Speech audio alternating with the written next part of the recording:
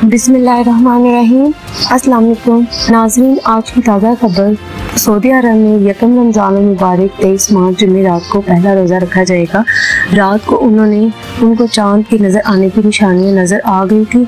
इस हिसाब से उन्होंने कहा कि 23 मार्च को रोज़ जुमे रात सऊदी अरब में पहला रोज़ा होगा।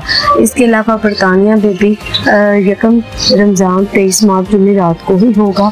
कतर और अरब अमारात में रमज़ान का चाँद नहीं नज़र आया, तो वो रोयत हलाल कमेटी के मुताबिक पाकिस्तान में मौसम अबड़ आलूद होने की वजह से चाँद के नज़र आने की कोई निशानी नज़र नहीं आई। इस हिसाब से पाकिस्तान में रोज़ा शायद जुमे रात की बजाय जुमे को होगा।